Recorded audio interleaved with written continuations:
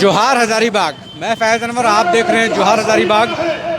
अभी मैं आया हूं संग्रहालय के पास और यहाँ पे आपको बता दूं कि एक तरफ झारखंड सरकार जो है 800 शिक्षकों को हाई लेवल ट्रेनिंग दे रही है अजीम प्रेमजी की तरफ से, जिसमें 80 उत्कृष्ट विद्यालय में पढ़ाएंगे जो लोग, उनको ट्रेनिंग दिया जा रहा है। कल ही घोषणा आई है। और दूसरी तरफ हम देख सकते हैं कि हजारीबाग में कुछ शिक्षक हैं यहाँ पे एक दिवसीय धरना पे बैठे हुए हैं। आइए जानते हैं आखिर क्या कारण है, क्यों धरना पे बैठे हैं, क्या रीजन है आज आप लोग धरना पे क्यों आए हैं? हम लोग शौक से धरना नहीं दे रहे हैं, हम लोगों की मजबूरी है कि धरना दें, और यह मेरा अधिकार है लोकतांत्रिक कि हम लोकतांत्रिक ढंग से अनुशासित अहिंसक आंदोलन करें।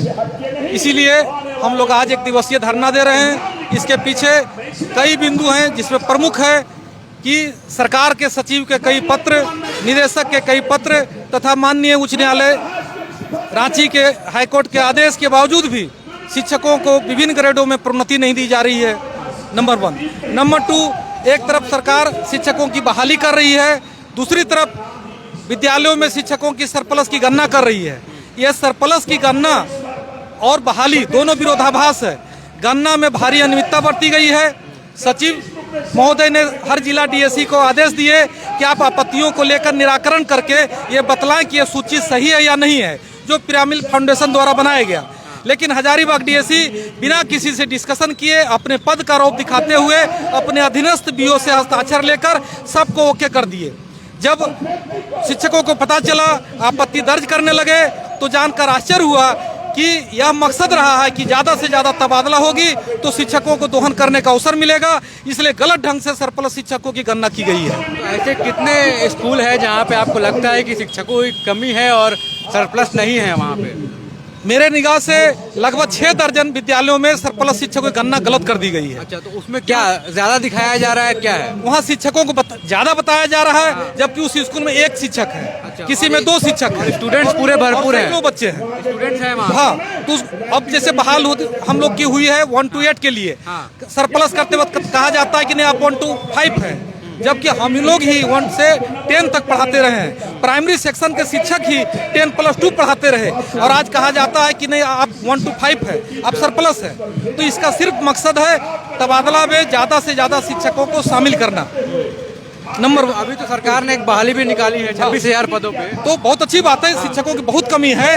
लेकिन एक तरफ जब विद्यालय में शिक्षक ही ज़्यादा हैं तो सरकार बहाली करके पोस्टिंग कहाँ करेगी? तो आप बोल रहे हैं कि कमी है, तो हाँ, तो कमी है तो बहाली होनी चाहिए। लेकिन जिला शिक्षा अधीक्षक स्तर से गलत ढंग से, गलत मंशा से विद्यालयों में शिक्षक ज़्यादा दिखाया जा रहा है। इस हिसाब से शिक्षक की कमी नहीं है। इसके अगला बिंदु है कि एक बैठी हुई धरना स्थल पर है पारा शिक्षिका कटकम सांडी की सुमित्रा कुमारी, जिनको 2005 में कहा गया कि आपका मानदेय रोक दिया जाता है।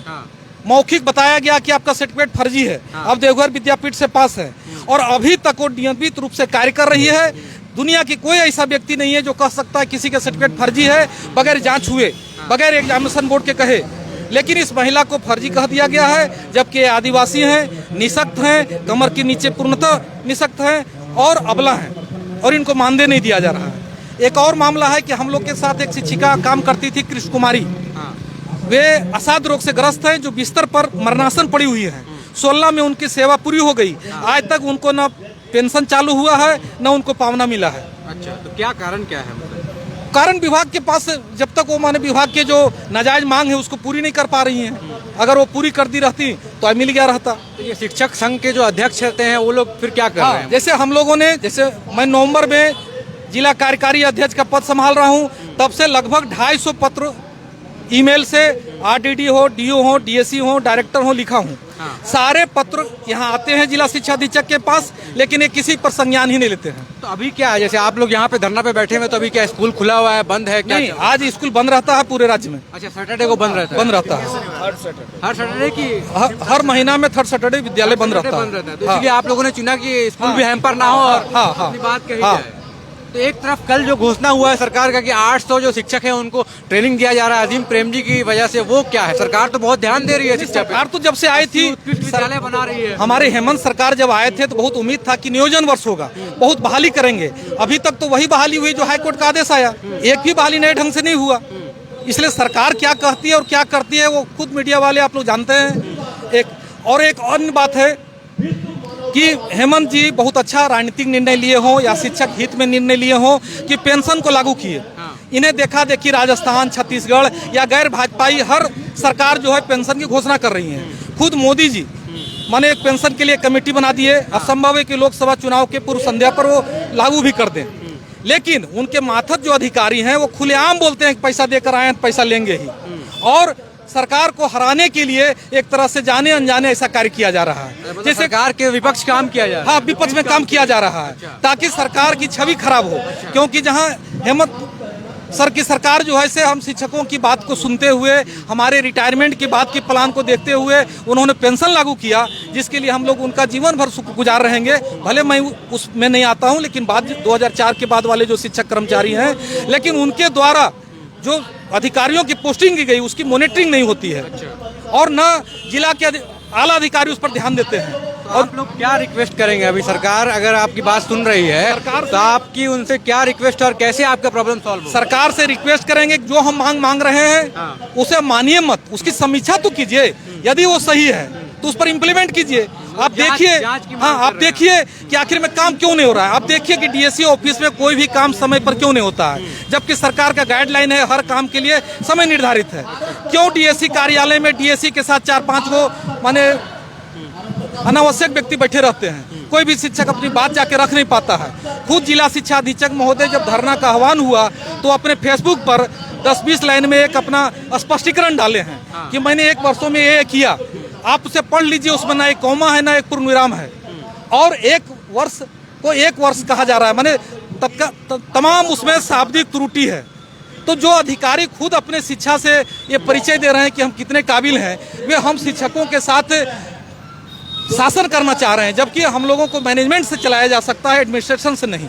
अगर हम ही दुखी रहेंगे तो फिर हम लोग जिस पौधा को अंकुरित करते हैं, उगाते हैं, वो संभव नहीं है। आप क्या करेंगे आगे? आज 1 दिवसीय धरना है, इसके बाद का चरणबद्ध आंदोलन था कि हम लोग तमाम जनप्रतिनिधियों से मिले, जैसे बरकट्ठा विधायक माननीय अमित जी से मिले, माननीय जयप्रकाश जी मांडू विधायक से मिले, पूर्व सांसद पूर्व विधायक भुवनेश्वर मेहता जी से मिले, माननीय मनीष जी से भी बात हुई है, लेकिन वो बाहर गए हुए थे, संभवतः रात में लौटे, अभी बात होगी।